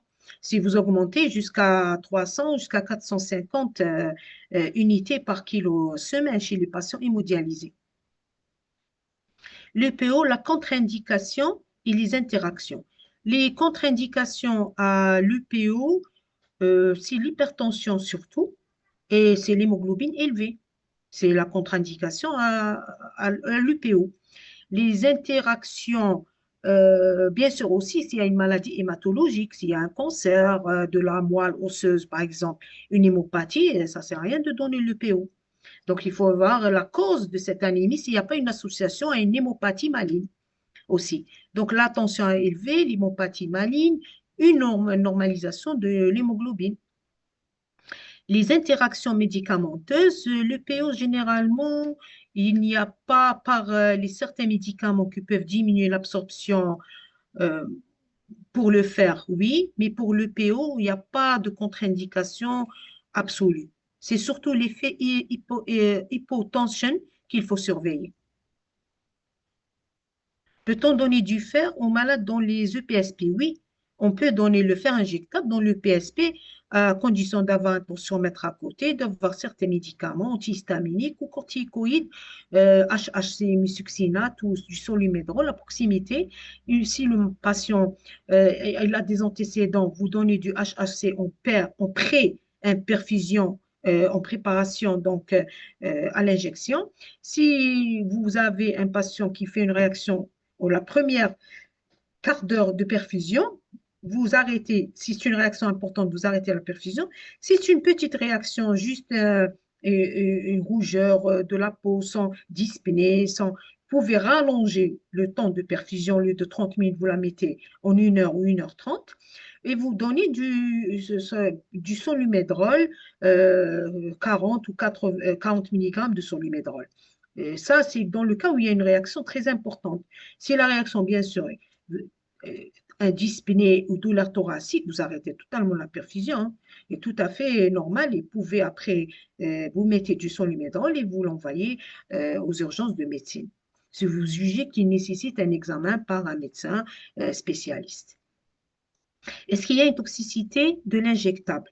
Oui, l'injectable, le fer, non. Normalement, il n'y a pas de toxicité. Par contre, le PO, oui. Si vous donnez le PO en excès, ce n'est pas bon pour la moelle osseuse. Donc, il ne faut jamais donner le PO quand on a une normalisation de l'hémoglobine. Le risque aussi d'avoir le risque de thrombose, surtout de thrombose et d'AVC qui peut être grave. On a eu un patient a continué à prendre le PO dans le titre externe et qui a fait des thromboses des membres inférieurs, des veines des membres inférieurs, quand même avec une hémoglobine qui était à 16 grammes d'hémoglobine. Donc, voyez le risque de thrombose. Donc, il faut faire très attention à ne pas continuer le traitement sans surveillance, surtout chez les patients qui sont en dehors d'une structure hospitalière ou d'une structure de clinique d'hémodialyse. L'enfant de 14 ans, diabétique, hémoglobine à 14, ferritine à 26. Ben, l'hémoglobine, elle est déjà élevée chez lui. Bon, chez un adolescent, 14 ans, l'hémoglobine à 14, ça va, il n'y a pas de souci. Ferritine à 26, c'est très effondré. Donc, s'il n'est pas insuffisant rénal, là, je ne vois pas, il n'est pas insuffisant rénal, on cherche la cause. Probablement, le déficit en fer, il est d'origine carentielle, c'est-à-dire c'est les apports de fer qui manquent. Soit il ne mange pas bien, soit il prend des médicaments qui interviennent dans le métabolisme ou dans l'absorption digestive.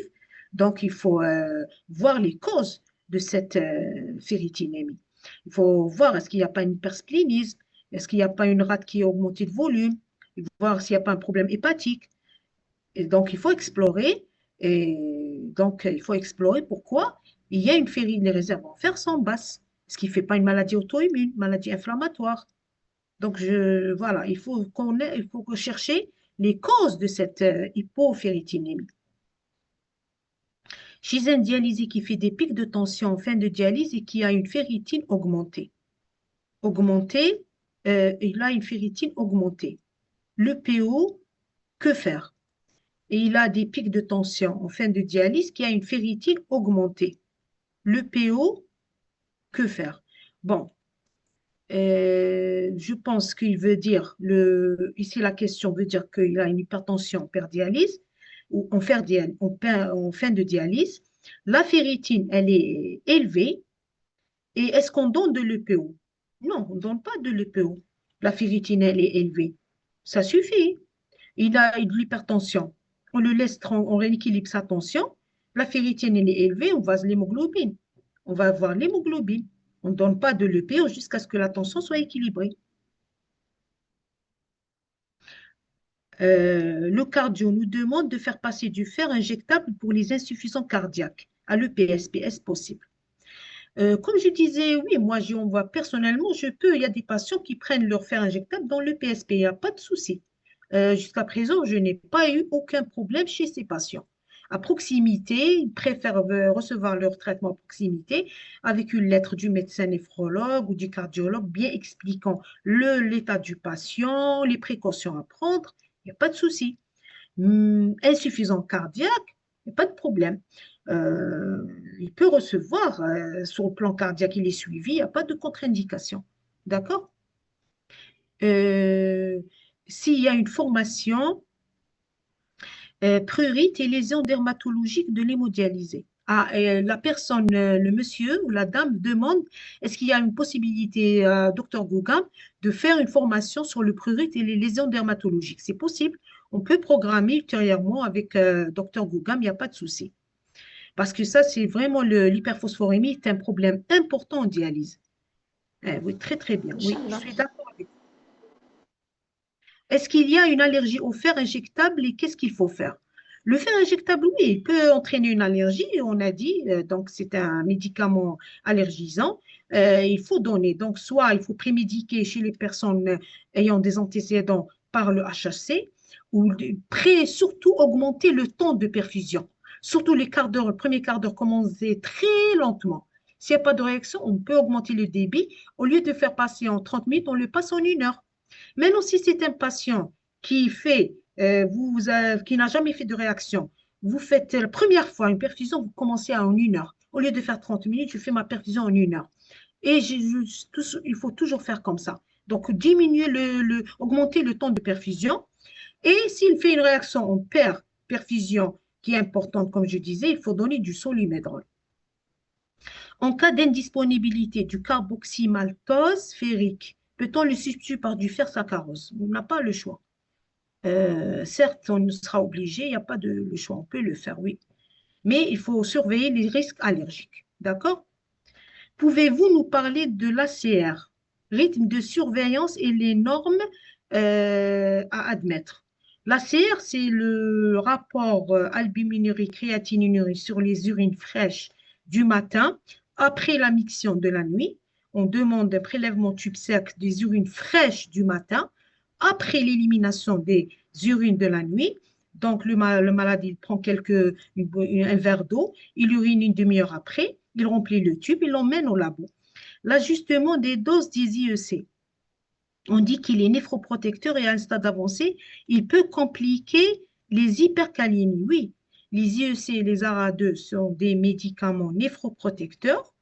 Ils peuvent compliquer d'hypercalémie quand l'insuffisance rénale est importante, avancée bien sûr, mais surtout l'hypercalémie survient quand il y a un risque d'IRA fonctionnel surajouté, c'est-à-dire une hypovolémie chez le patient, ou le patient est déjà sous diurétique ou un autre traitement hypercalémiant. Donc, les diurétiques, les traitements autres hypercalémiants tels que par exemple l'aldactone, si vous donnez un IEC ARA de chez un patient qui est hypovolémique, le risque d'IRA fonctionnel augmente et le risque d'hypercalémie augmente et l'aggravation de la créatinine va augmenter. Ah, donc, c'est pour ça qu'il faut toujours avoir une volémie normale et surveiller la calémie la première semaine après introduction des IEC. Les indications du fer injectable. Donc, on l'a dit, les indications, c'est toute ferritine basse inférieure à 100 chez le non dialysé et inférieure à 200 chez le dialysé et coefficient de saturation inférieur ou égal à 30%. La voie injectable, elle est préférée quand vous êtes dans le stade avancé. Maintenant, au stade précoce, mais si c'est pas un déficit, c'est un déficit absolu, vous faites la voie orale. Si c'est un déficit relatif, c'est-à-dire une séquestration au niveau des macrophages secondaires à l'inflammation, il vaut mieux donner la voie injectable directement, puisque l'hepcidine va inhiber l'absorption digestive du fer. Supérieur à 1000, il y a certains traitements d'esphéral. Le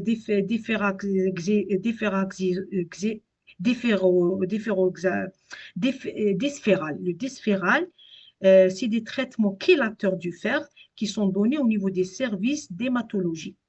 Généralement, c'est des traitements qui donnent leur effet au bout de 1 mois à 3 mois. Le déferazirox. Il y a actuellement le déferazirox qu'on donne et qu'on a donné à certains patients. Ils ont répondu à l'hyperféritinine. Mais il faut toujours faire, bien sûr, un état du foie, de la rate, et envoyer le patient en hématologie. L'enfant diabétique de 14 ans, depuis 7 ans, il n'y a pas de complications rénales. Hémoglobine à 14, ferritine à 26. C'est de toxicité du fer. Donc, ça, c'est un enfant qui est apparemment diabétique. Il n'a pas d'insuffisance rénale, mais il a une hémoglobine à 14, donc ça va. Il n'a pas d'insuffisance rénale, il n'a pas d'anémie. La ferritine, elle est à 26, donc il y a un problème au niveau du foie. Il faut explorer le foie. Pourquoi les réserves de foie? Donc, au niveau des macrophages hépatiques sont basses. Il y a la rate et le foie qu'il faut explorer. Le fer, il devient toxique quand c'est supérieur à 2000, généralement dans des dosages très élevés. Le fer par jour, donc il y a le fer injectable, on a dit, il y a le fer oral on peut aller jusqu'à 3 4 comprimés par jour. Les ferritines à 1600, hémoglobine à 6.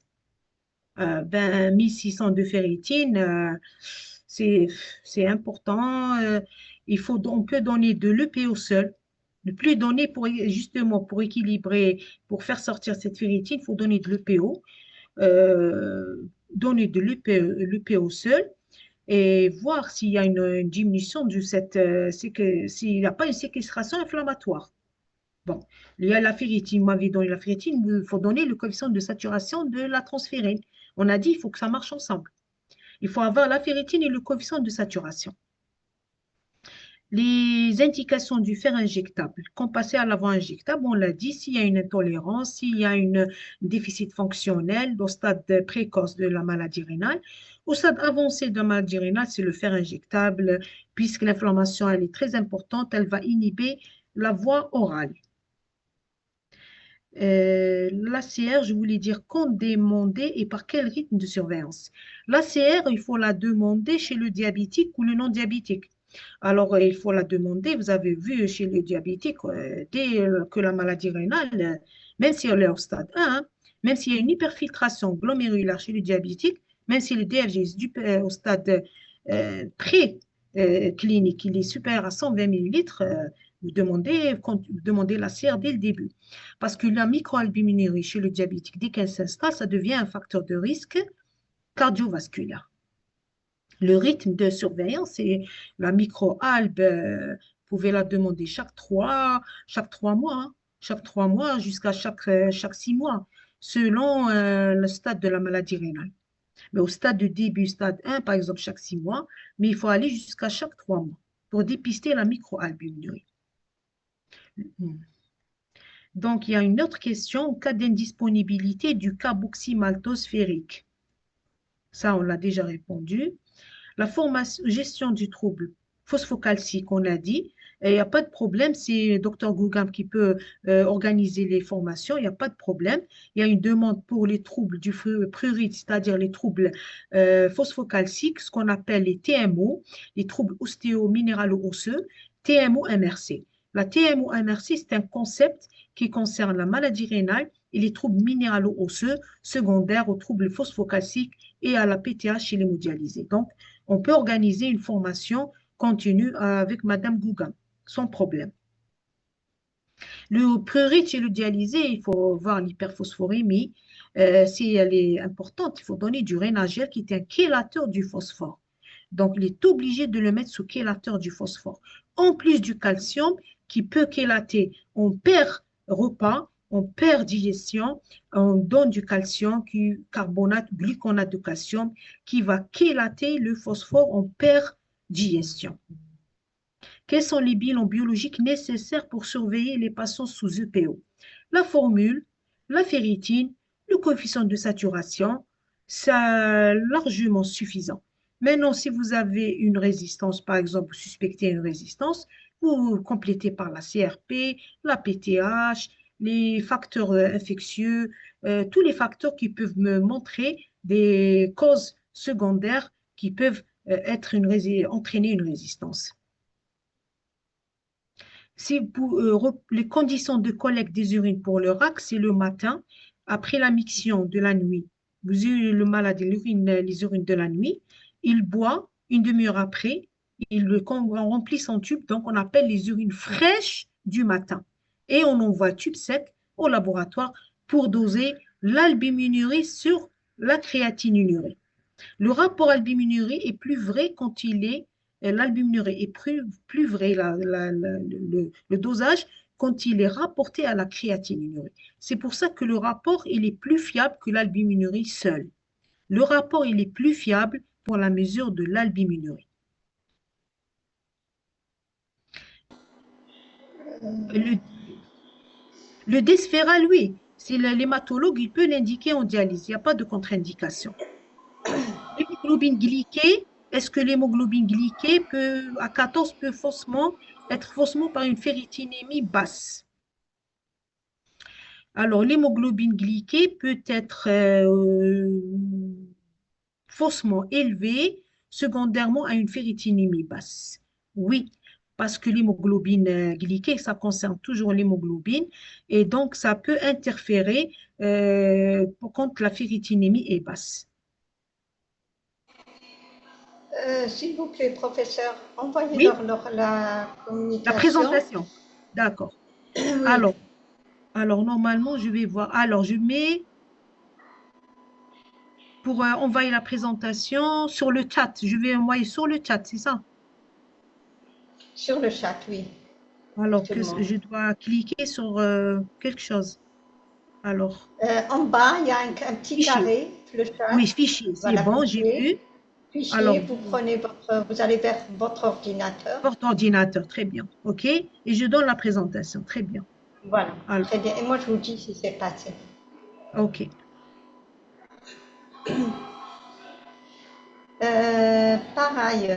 Par ailleurs, demain, vous avez l'antivirus, hein. Oui, oui, j'ai vu Soyez nombreux. Ah oui, Inch'Allah, j'ai vu. Ça m'intéresse. Alors, 2 secondes. Madame, vous êtes la bienvenue. Alors, j'ai la présentation Animi MRC. Normalement, alors, elle est en utilisation, je vais la fermer d'abord. Parce qu'elle est en utilisation, je dois la fermer. D'accord, d'accord, oui. Ah, j'arrête le partage. Arrêtez le partage. Voilà, Ils ont eu très bien. largement le temps de prendre ce qu'il faut. Très bien, OK. Ne mettez pas vos mails, s'il vous plaît. Alors, est-ce que je vais voir le chat?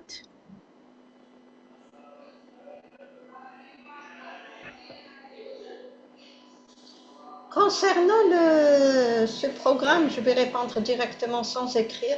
Le programme d'anglais ne fait pas partie de cette formation et je n'ai pas de renseignements à vous donner ni de réponse. Normalement, j'ai mis la présentation. Est-ce qu'elle est passée, Madame Gougan? Non, pas encore. Ah, très bien. Je suis en train Donc, d'envoyer. on a 3 formations. Il faut les retenir. شكون هما إجازة. Très bien.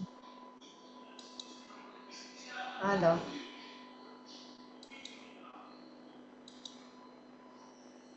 vous pouvez l'apprendre.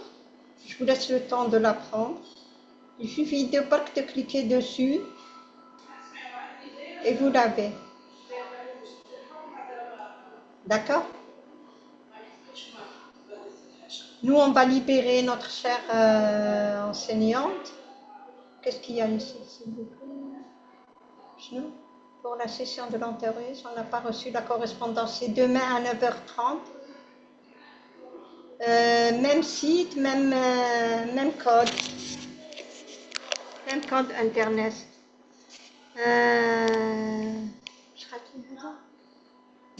Qui est au niveau d'une polyclinique ou d'une PSP. J'ai un cas d'insuffisance rénale qui vient me voir. Oui. D'abord, comment je vais procéder? Quels sont les réflexes rapides? Rapidement, je sais que vous avez tout dit, mais rapidement, les réflexes rapides et là où je ne dois pas me tromper et là où je dois rapidement transférer. Alors, je suis en EPSP, par exemple, je suis médecin généraliste. Je reçois un patient qui a une insuffisance rénale. Je commence toujours, je ne sais pas. Je peux recevoir le patient, il est fatigué, il me dit je me sens asthénié. Je fais un bilan standard, formule numération sanguine, ionogramme sanguin, créatinine, surtout les glycémies, bien sûr, CRP. Bon, je fais mon bilan standard d'urgence. Je découvre une insuffisance rénale et il me dit que le patient, je suis hypertendu. Je suis devant un hypertendu qui fait une insuffisance rénale, mais je découvre une anémie qui est à 9 grammes d'hémoglobine. Déjà, je vois son insuffisance rénale. Je lui demande l'hypertension, il est suivi, il me dit oui. Est-ce que vous êtes connu maladie rénale chronique? Il me dit oui. Ça fait combien de temps? Ça fait 1 an et demi que je suis insuffisant rénal. Donc, c'est une maladie rénale chronique qui dépasse 3 mois. Je confirme. L'anémie, elle est est-ce que vous étiez déjà anémique avant? Non. Est-ce que vous étiez fatigué avant? Non. Ça a commencé il y a presque 1 mois, je commence à fatiguer. Je calcule son débit de filtration glomérulaire MDRD. Je tombe sur une insuffisance rénale stade 4. Je suis entre 15 et 30 millilitres. Il a 29 millilitres de clairance. Qu'est-ce que je fais? Je lui dis, vous êtes hypertendu depuis 20 ans. Vous avez 77 ans. Vous n'êtes pas cardiopathe connu, non. Vous avez une hypertension stable. Il me dit oui. Je lui prends la tension, elle est correcte. Il est sous quel traitement? Je suis sous ARA2, sous diurétique, thiazidique. Et bon, il a 29 millilitres. Je lui dis ça va, il peut continuer le traitement. Il est sous inhibiteur calcique. Il me dit, je n'ai jamais fait d'anémie avant. C'est vrai, bon, je trouve une anémie à 9 grammes. Qu'est-ce que je lui fais? Je complète son bilan. Je dois lui demander la ferritinémie, le coefficient de saturation de la transférine. Si je vois qu'il n'a pas à l'interrogatoire d'antécédents hémorragiques, pas de gastrite, pas de méléna, pas de troubles digestifs, pas de... Donc, je cherche toutes les causes d'urgence. J'élimine les causes d'urgence. Je suis obligée de demander tout le bilan standard concernant les causes de déficit autres que le fer. Donc, je demande la ferritine, le coefficient de saturation, la vitamine B9, la vitamine B12.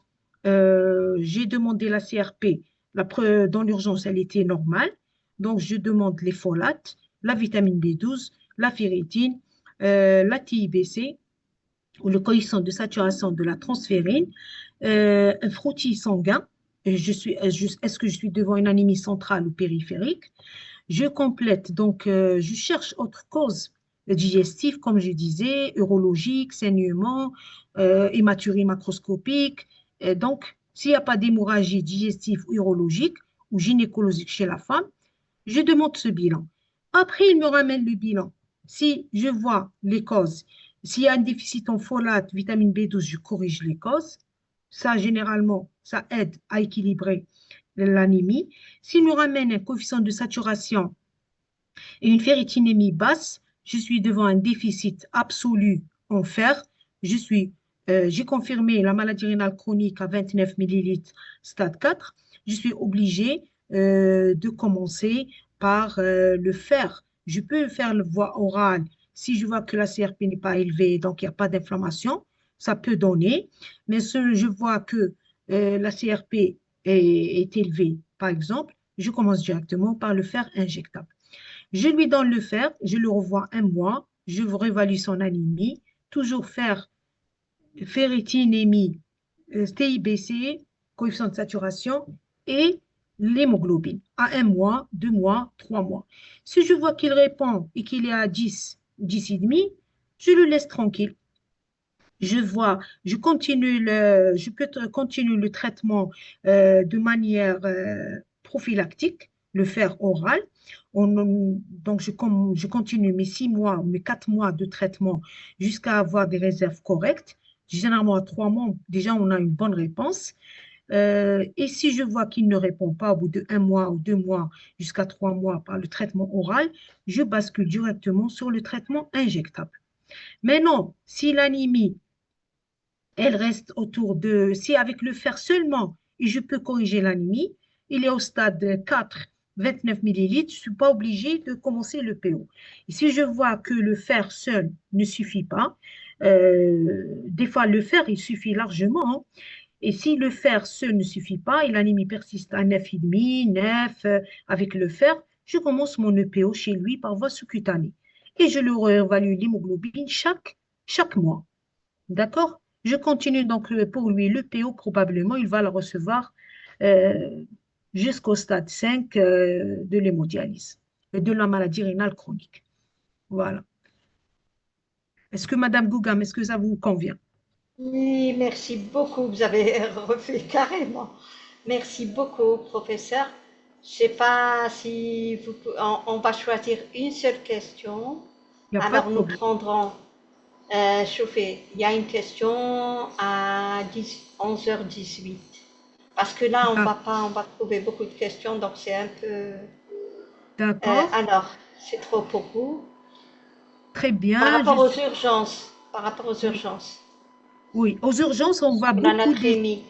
oui, on voit beaucoup d'insuffisance rénale chez l'hyponatrémie sévère chronique qui est résistante à la correction par la charge sodique et une natriurèse normale. Que peut-on faire? L'hyponatrémie elle s'installe chez l'insuffisance rénale au stade avancé de la maladie rénale par hyponatrémie de dilution. C'est une hyponatrémie de surcharge volumique. Donc, dans ce cas de figure, on arrête l'hyponatrémie. Donc, le patient, c'est qu'il a plus d'eau que de sodium. Généralement, on lui dit de diminuer les apports hydriques. Et la natrémie, c'est une concentration. Elle s'équilibre quand on diminue les apports hydriques isolés.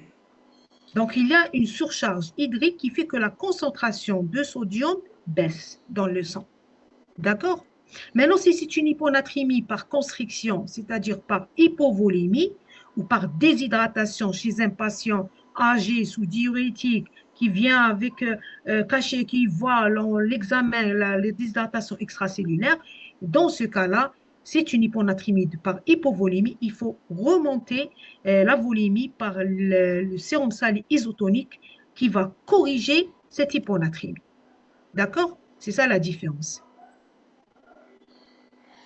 Donc, j'ai reçu un malade d'insuffisance rénale chronique avec épistaxis, hémoglobine à 6. Ben, hémoglobine à 6, si elle est intolérante, il a une intolérance clinique, vous êtes obligé de transfuser. Maintenant, surtout sujet âgé, risque cardiovasculaire, donc vous êtes obligé de transfuser dans l'urgence. Ça dépend l'âge et ça dépend de l'état cardiovasculaire. Maintenant, est-ce que c'est l'anémie que j'ai envoyé? Normalement, il n'y a plus de questions, Madame, Non, il n'y a Madame plus de Gou. questions, il n'y a plus de questions. On va arrêter ici. Euh, Vraiment, merci beaucoup, professeur. Sincèrement, hein, vraiment, vous avez étalé toute la question. Nous allons encore rester avec vous une prochaine fois. Il y aura d'autres formations avec vous. Inch'Allah, Madame Gougam, avec Euh, plaisir. Inch'Allah. Et voulez-vous que je vous dise, vous, les chers participants, euh, essayez de vous rapprocher au maximum de vos directions de formation. n'attendez pas qu'ils viennent vers vous, puisque je vois sur le chat qu'il y a des gens comme Janet qui n'ont pas reçu leur l'invitation, ils n'ont pas reçu le courrier. Mais allez, moi je vous dis, c'est toujours le même site. Pour les médecins, c'est toujours le même code. Retenez ce code, c'est toujours le même code. Demain, vous serez avec nous, Inch'Allah, pour l'antivirus. Inch'Allah. Inch'Allah. Et à une prochaine fois, professeur. Merci beaucoup, Madame Gouga, mais merci à tous les participants. Merci beaucoup pour votre interactivité. Et je vous souhaite beaucoup de courage dans votre activité journalière. Merci et au revoir. Parce que si je ne vous vois pas, Merci à vous aussi. Merci beaucoup. Au revoir. Au revoir. Au revoir.